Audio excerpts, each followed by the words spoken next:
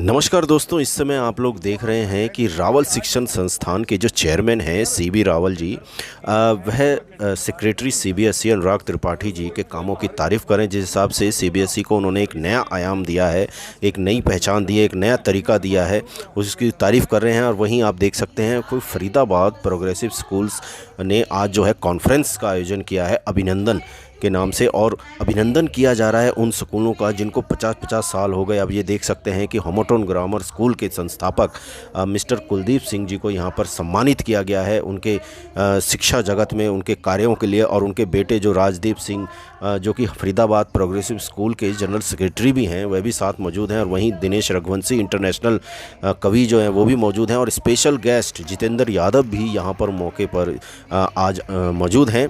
और वहीं आनंद मेहता, उनकी फैमिली भी आप सब जानते हैं कि पूरी तरह उन्होंने शिक्षा जगत के लिए जो है एक अपनी अलग पहचान बनाई है। और प्रेसिडेंट जो हैं नरेंद्र परमार, वह भी इस मौके पर मौजूद हैं।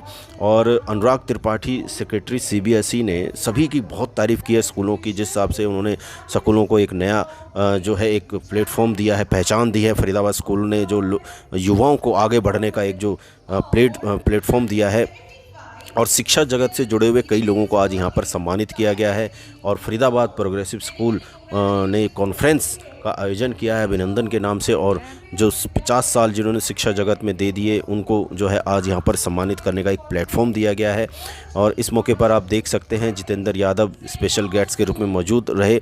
और वहीं ब्रिजमोहन लाल सीनियर सेकेंडरी स्कूल के जो प्रिंसिपल हैं MS वशिष्ठ, उनको भी यहाँ पर शिक्षा जगत में कार्य करने के लिए सम्मानित किया गया है। जनरल सेक्रेटरी राजदीप सिंह जी भी बहुत यहाँ पर मौजूद हैं। नरेंद्र परमार जो इसके जो प्रेसिडेंट हैं वह मौजूद हैं। मिस्टर भारत भूषण जो कुंदन ग्रीन वैली जाना माना नाम है उसके जो है वह यहाँ पर मौके पर मौजूद हैं। आइए ज़्यादा जानकारी के लिए कार्यक्रमों की कुछ झलकियाँ देखते हैं। और ये देख सकते हैं आपकी विद्यासागर इंटरनेट स्कूल के जो डायरेक्टर हैं दीपक यादव, उनकी पूरी फैमिली शिक्षा जगत से जुड़ी हुई है, उनको यहाँ पर सम्मानित किया गया है। आइए सुनते हैं स्पेशल गेस्ट जितेंद्र यादव क्या कह रहे हैं।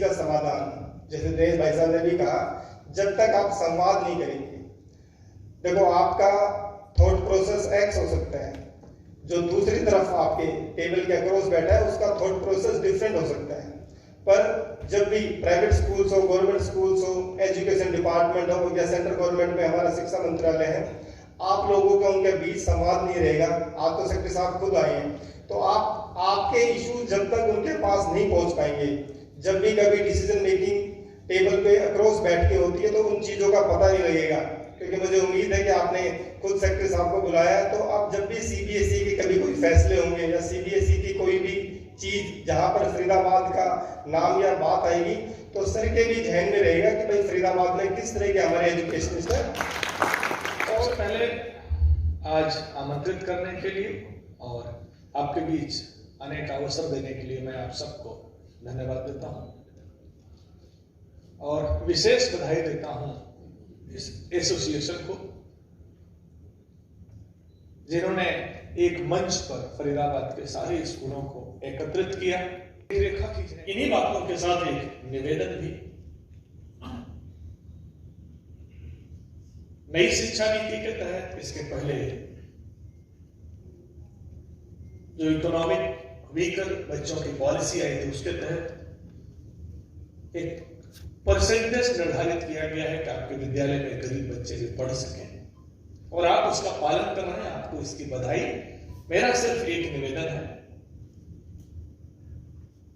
कि आपकी सफलता सबसे ज्यादा उस चीज में झलकेगी जब आप उन 25% बच्चों को अपने विद्यालय का टॉपर बनाकर निकालेंगे।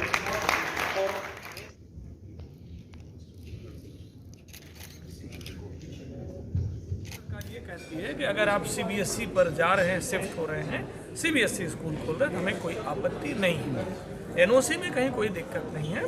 लेकिन जो रिकॉग्निशन सर्टिफिकेट है उसमें कुछ विद्यालयों के सर्टिफिकेट में हम लोग ये देख रहे हैं वो 1 या 2 या 3 या 4 वर्षों के लिए दिया जा रहा है। हम लोगों ने प्रदेश सरकार से, उसके शिक्षा विभाग से निवेदन किया है, पत्र भी लिखा है कि रिकॉग्निशन चूँकि एक बार आपने दे दिया तो रिकॉग्नाइज हो चुके हैं कि वो विद्यालय चला सकते हैं, तो प्रत्येक 3 वर्ष या 2 वर्ष में अगर इसकी आवश्यकता नहीं होनी चाहिए और ये वन टाइम होना चाहिए, ये हमने निवेदन किया। अगर कोई विद्यालय मध्यावधि में बीच में अक्षम पाया जाता है, गलत पाया जाता है, किसी गलत कार्य में संलिप्त पाया जाता है, तो जो रिकॉग्निशन और एनओसी आपने दी है उसका विड्रॉ करने का अधिकार हमेशा है। तो हम लोगों ने ये निवेदन राज्य सरकार से किया कि इस पर एक बार विचार करें और हम लोग उस पर बात भी करें। 25% जो बच्चे होते हैं उनको लेकर भी आपने इनको सुझाव दिया कि उनको ज़्यादा से ज़्यादा पढ़ाएं और ऊपर तक ले। जी देखिए, राइट टू एजुकेशन के तहत प्रत्येक विद्यालय को अपनी 25% सीटें सुरक्षित रखनी है।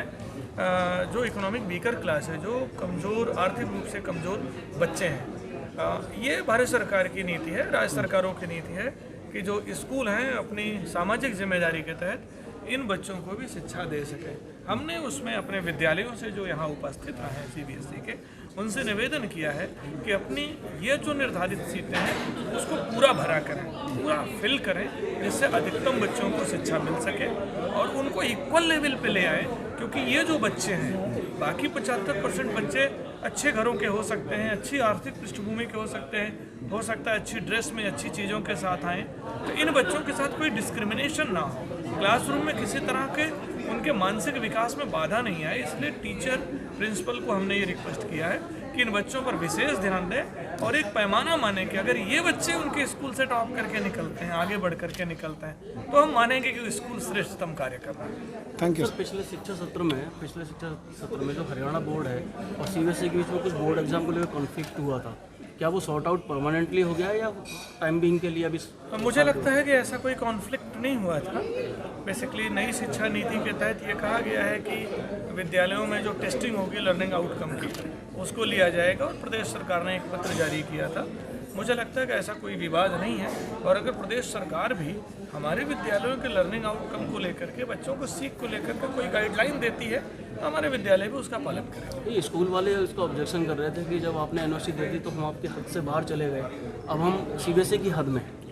देखिए, मैं फिर स्पष्ट करना चाहूँगा कि जो शिक्षा है, एजुकेशन, वो कॉन्करेंट इशू है, समवर्ती सूची का विषय, जिसका मतलब होता है कि शिक्षा पर नीतियाँ राज्य सरकार भी बना सकती है और केंद्र सरकार भी बना सकती है। हम केंद्र सरकार के तहत हम एफिलिएट करते हैं, संबद्ध करते हैं कि हम आपकी 10वीं और 12वीं की परीक्षा कराएंगे, सर्टिफिकेशन देंगे, उसके लिए निर्धारित शर्तें हैं, हमारे विद्यालय पूरा करते हैं। लेकिन साथ में लॉ एंड ऑर्डर की जो बात होती है, शिक्षकों की नियुक्ति से सेवा शर्तों की बात होती है, जो विद्यालय में जो प्रशासन है उसकी संरक्षा सुरक्षा की बात होती है, इसके लिए राज्य सरकार जिम्मेदार है। तो हमारे जो विद्यालय हैं उनको राज्य और हमारी दोनों की नीतियों पर संतुलन साधते हुए आगे बढ़ना है। मैं बिल्कुल ही अपने विद्यालयों से कहना चाहूँगा कि राज्य सरकारों को साथ देते हुए, उनका सहयोग करते हुए आगे बढ़ेंगे तो बेहतर होगा। Thank you.